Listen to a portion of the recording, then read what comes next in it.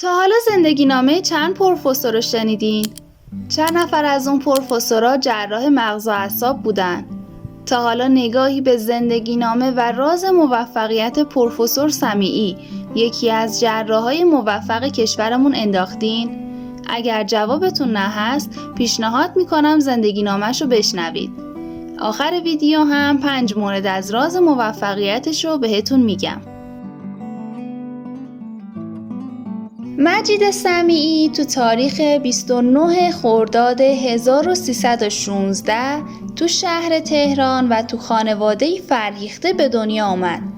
پدر اون شمالی و جزء خانواده‌های معروف بود و مادرش هم اهل شیراز بود. سمیعی تو دبیرستان مشهور شاهپور رشت تحصیل می‌کرد که بعد از تمام شدن دوره دبیرستانش برای ادامه تحصیل راهی کشور آلمان میشه و تو دانشگاه یوهانس گوتنبرگ تو رشته پزشکی مشغول به ادامه تحصیل میشه. موفقیت‌های علمی اون تو دوران تحصیلات پزشکی و به دست آوردن عالی‌ترین نمره‌های ممکن تو امتحانات پایان دوره پزشکیش جایزه ویژه وزارت علوم ایران برای برترین دانشجوهای ایرانی مقیم اروپا به اون تعلق میگیره. مجید سمیعی بعد از فارغ التحصیلی تو رشته پزشکی و همچنین تمام شدن تحصیلات ثانوی تو بیولوژی، تحصیلات تخصصی خودشو تو رشته جراحی مغز و اعصاب و تو دانشگاه یوهانس گوتنبرگ شروع میکنه و تو سال 1970 موفق به دریافت مدرک برد تخصصی این رشته از کشور آلمان میشه. پروفسور مجید سمیعی تو سال 1961 تو سن 19 سالگی عاشق دخترعموش مهشید سمیعی میشه و باهاش ازدواج میکنه و صاحب 2 فرزند میشن. دخترشون امیر سمیعی تو رشته اقتصاد تحصیل کرده و پسرشون پروفسور امیر سمیعی پروفسور مشهور جراحی مغز و اعصاب و معاون مرکز جراحی مغز و اعصاب تو مؤسسه بین‌المللی علوم اعصاب هانوفا هست. مجید سمیعی کار علمیشو با سمت استادیاری و معاونت بیمارستان جراحی مغز و اعصاب شروع کرد.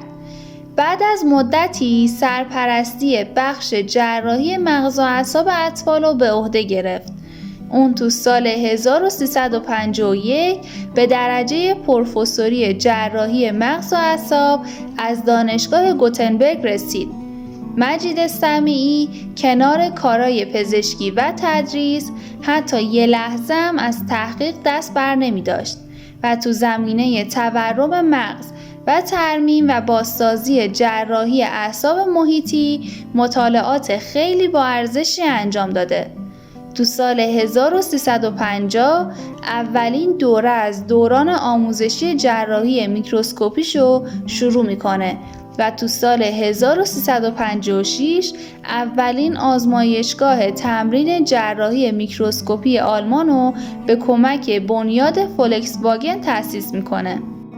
تجربه های پیوند اعصاب محیطی و بازسازی اعصاب مغز توجه پروفسور سمیعی رو به مشکلات جراحی تو قاعده جمجمه جلب کرد و توی این زمینه اولین گام های پیشرفت رو برداشت که توجه جهان پزشکی رو جلب میکنه. پروفسور سمیعی تو سال 1356 ریاست بیمارستان جراحی مغز و اعصاب رو تو شهر هانوفا به عهده گرفت و تو همین سالم کرسی جراحی مغز و اعصاب تو دانشگاه لیدن هلند به اون تعلق گرفت و تو سال 1366 دانشگاه گوتنبرگ تصدی کرسی جراحی مغز و اعصاب رو به اون پیشنهاد کرد. تو سال 1367 با قبول تصدی کرسی جراحی مغز و اعصاب تو دانشگاه هانوفا به کار کردن میگذرونه. از سال 1367 تا 1371 ریاست انجمن بین‌المللی قاعده جمجمه رو به عهده داشت و تو سال 1371 به ریاست فدراسیون جهانی انجمن‌های قاعده جمجمه انتخاب میشه.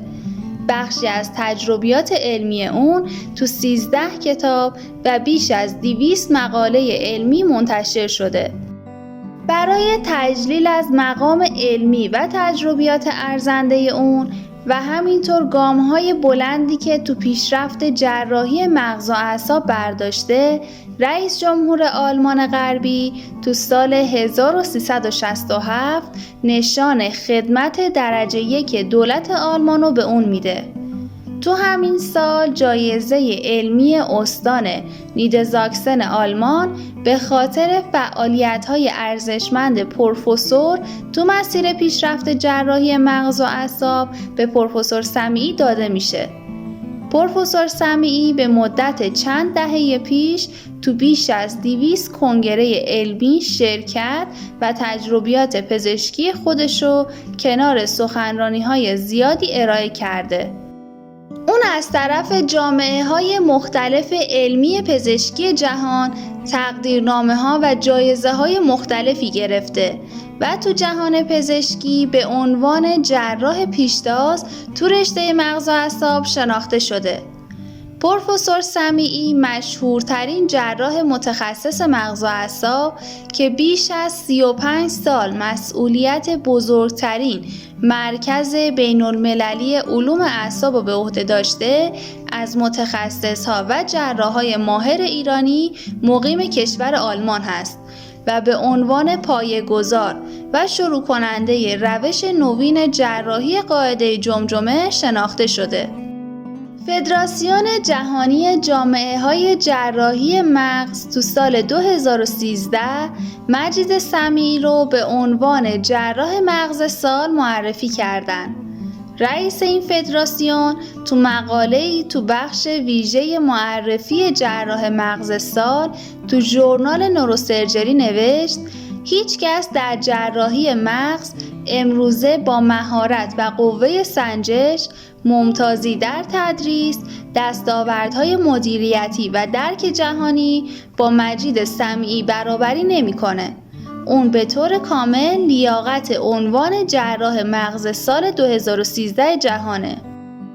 این چهره موندگار علمی ایران تو سال 1391 در کنار برگزاری همایش‌ها و کنگره‌ها و انجام اقدامات علمی همه نشانهای خودشو به موزه تاریخ علوم پزشکی ایران هدیه کرده که نشان نوبل، نشان فدراسیون جهانی جامعه جراحان مغز و اعصاب جهان، نشان اهدایی جمهوری فدرال آلمان، جام اهدایی دانشگاه هاروارد و نشان ریاست فدراسیون جهانی جراحان مغز و اعصاب بخشی از اونهاست. مجید سمیعی تو سال 2014 برنده جایزه بهترین دانشمند و جراح مغز و اعصاب به انتخاب آکادمی بین‌المللی جراحان مغز و اعصاب شده. این جایزه هر سال از طرف آکادمی بین‌المللی جراحان مغز و اعصاب به یکی از پزشکان این رشته اهدا میشه.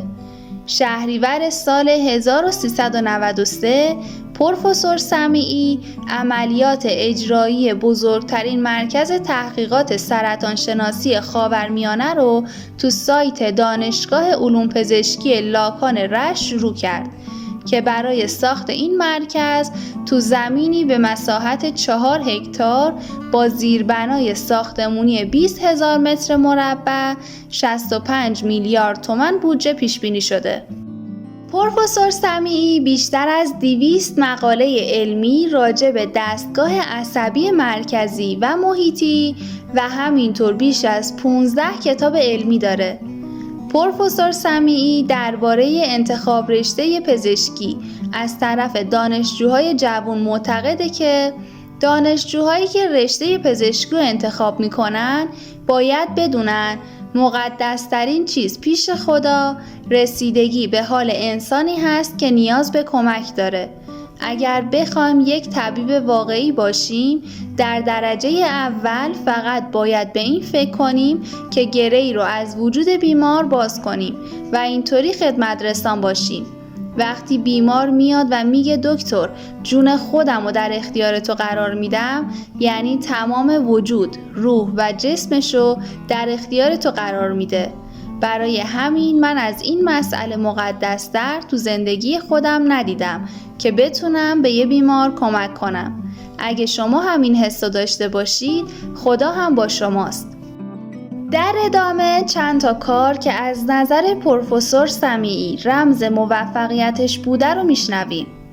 اولین رمز موفقیت از نگاه پروفسور مجید سمیعی تمرکز افکاره. پروفسور سمیعی میگه وقتی عشق و علاقت رو پیدا کردی باید روی همون تمرکز کنی و از این شاخه به اون شاخه پرش نکنی. موفقیت زمانی به دست میاد که تو انجام کاری عمیق بشی و سطحی به اون مشغول نشی. حتی تو مصاحبه دیگه ای از پروفسور مجید سمیعی در مورد رمز موفقیت تو زندگی خودش سوال کردن و اون تو پاسخ گفت کار خاصی نکردم. 7 سالم بود که مثل همه به دبستان رفتم. بعد از اون به راهنمایی. تو 15 سالگی مثل همه به دبیرستان رفتم. بعد از تمام شدن دبیرستان مثل خیلی از جوونا برای دانشگاه اقدام کردم. وارد دانشگاه شدم، تخصص گرفتم و تصمیم گرفتم با توجه به علاقم تمام فکر و ذهنمو به شغل و تخصصم اختصاص بدم. همین. پروفسور سمیعی تو یکی از مصاحبه‌هاش میگه طولانی ترین عمل جراحی من بیش از 24 ساعت طول کشیده. یعنی 5 صبح پنجشنبه شروع شد و طرفای 8 صبح جمعه تمام شد. حالا شما حساب کنید این عمل جراحی منحصر به فرد چطوری ممکنه تا این حد طولانی بشه. بیمار هم فردی بود که همه از ادامه زندگیش قطع امید کرده بودن و میگفتن بیماریش قابل علاج نیست. اما در نهایت عمل با موفقیت تمام شد. این چیزی نیست جز داشتن پشتکار. پشتکار وقتی پیش میاد که عشق و علاقه به چیزی وجود داشته باشه. اگه شما به چیزی علاقه نشون بدید، شاید 2 شبانه روزم نخوابید تا به نتیجه‌ای که میخواید برسید. پس عشق و علاقه هست که پشتکار رو به وجود میاره. اون موقع اگر استعدادم همراه پشتکار باشه میتونه گل کنه. پروفسور راجب کار کردن تو یکی از سخنرانی‌هاش گفته راجب کار کردن و توانکاری باید بگم که هیچ وقت از کار خسته نشدم. وقتایی که چند ساعت جراحی میکنم بعد از تمام کردن اون برای ویزیت بیماران به بخشای مختلف سرکشی میکنم و بعد هم وقتای درمانگاهمو تنظیم میکنم و به یک سری کارهای شخصی، کاری که تو زندگی روزمره هر فردی هست میرسم. آدمای موفق مثل تمام انسان‌ها اشتباه میکنن. فرق اونا اینه که دیگه اون اشتباه رو تکرار نمیکنن. از اشتباهات بقیه درس بگیرید و تو زندگی خودتون سعی کنید که اونا رو انجام ندید. خیلی ممنون که به زندگی نامه پروفسور سمیعی گوش دادید. برای دیدن ویدیوهای بیشتر کانال مردم نارنجی رو سابسکرایب کنید.